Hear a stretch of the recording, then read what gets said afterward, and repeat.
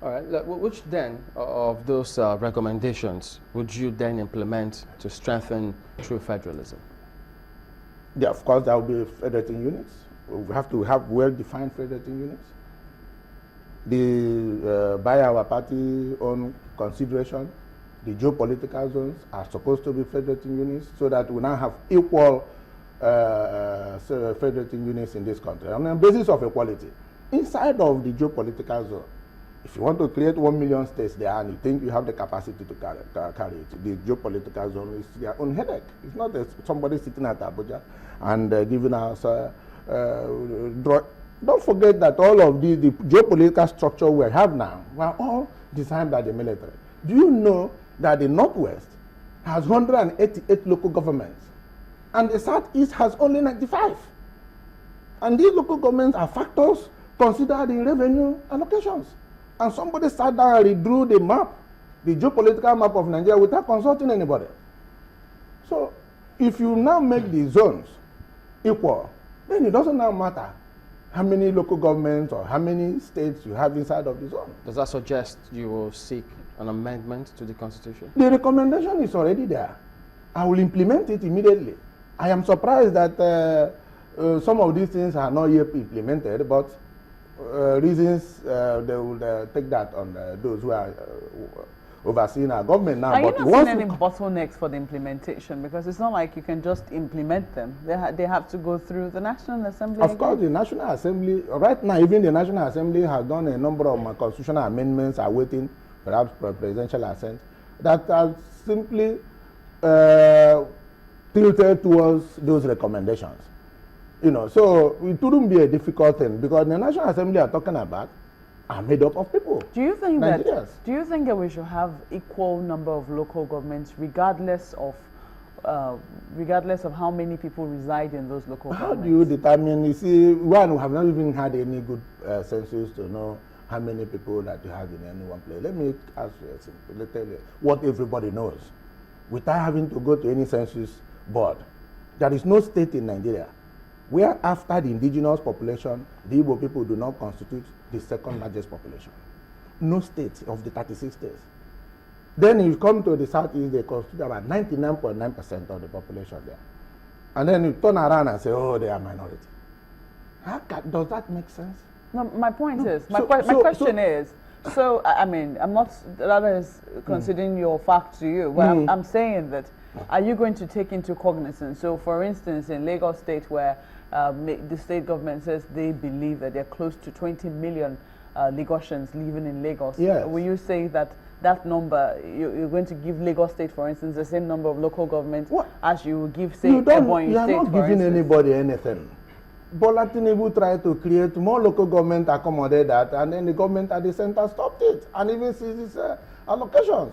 So what we are saying is that it's not the business of the federal government to determine the units of development within a federating unit. What are you suggesting? I'm suggesting that these federating units are allowed to develop at their own pace. If they want to collapse the local government there, it's their business. They want to multiply their local government, but let it not have anything to do with the way we share our common revenue. So how would you sidestep that particular line? Because it would seem that that's how it is in the Constitution. No, you must share it in a particular manner. That is the Constitution that was drawn by who? That is the Constitution everybody is up against. That is the Constitution that made the National Conference. What are you suggesting then? Have I not suggested enough? How do you intend to share the revenue? That's what I do not get. No, when you have a true federalism, the revenue you get for the at the national level, without giving you statistics here or figures or percentages, now the federal government will be made to oversee the issue of defense, fiscal policies, immigration, and so all the major things that federal governments handle in the country. But all the other things that are in the exclusive list will now go down to the current list, so that you do not have the federal government saddled with what the states or the regions or the federating units will be doing. And the federating unit, let me tell you, before we came to this sorry situation we are in this country, it was more attractive for people to work for their regions than to go to the center. But that is the thing. So you've talked about how you're going to, you know, decentralize, as it were, the tasks and duties. How are you going to also address the federation account? Because the way it works right now, the federal government gets all the money and then it is shared from there. No, when you take away all the major responsibilities, which we are not supposed to come within the purview of the federal government, the revenue definitely will go to the states. For instance, we don't even have free autonomous local government. Our own government is going to go for that. What is your revenue system going to be like? Are you that the states are going to be contributing to a common purse and then share from there? We will insist on resource control. Or keep all your money? No, the states will contribute the way we were contributing before in the First Republic. All the regions were contributing to the center. That was the situation. So that's what you're going to recommend? I'm going to recommend that. And so you can control your resources. All this tension will stop. All right, let's wind down with this. What would you do differently with respect to security? Yes, I will, first of all, for police, we have opted for state police, community policing. But there's an aspect of security that are not being addressed by Nigerian leaders. And that is already insecurity that is not being addressed. The insurgency we are having, the militancy we are having, the agitation to secede. All these things are there. And when they boil over, people are going to, people die, properties are destroyed. And so it is to address all those agitations that we have opted for an exit clause, because that is what has solved the problem in all of the countries I've mentioned. For instance, if you have an exit clause, the Northeast may go for a referendum and wish to remain. And the Boko Haram people who are now arguing that this is what their people want, to become a caliphate republic, will find out that they're on their own because their people have voted to remain. So there's another one that is topical. Before we wind up, I just read this morning that 80 people have been killed by Fulani cattle raiders. And I said to you, Argentina is one of the largest suppliers of beef in the whole world. And you don't have livestock and their cattle battling for space with traffic, human traffic or commuters.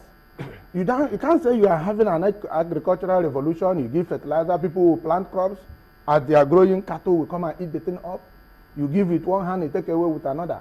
We shall have a grazing policy that will confine these cattle to grazing areas. Well, lastly, lastly, we must try and drop this from Kenneth. He says, with this very feasible manifesto you've just highlighted, why don't you preach out to all Nigerians through the media then?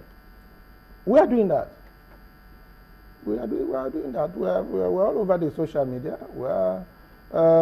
This thing is made of several thousands, and many people are having their copies. It's being debated.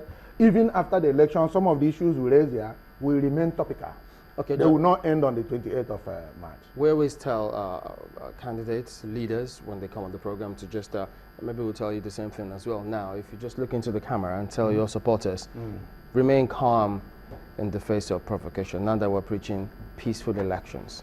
Well, of course, it's like preaching to the converted. UPP has never been associated with any of these problems of hate campaign, the use of acerbic language. We have not insulted anybody. So I would just ask UPP supporters to maintain the good behavior and remain calm. And then, of course, I'll tell Nigerians that this is one reason why two-party system is dangerous. Because if we didn't have these options, I would have had war by now. All right. If we had only two parties. Thank you for coming on. Chief Chekwas Okorie is the presidential candidate of United Progressive Party, UPP. We'll be back after the break. Join us again.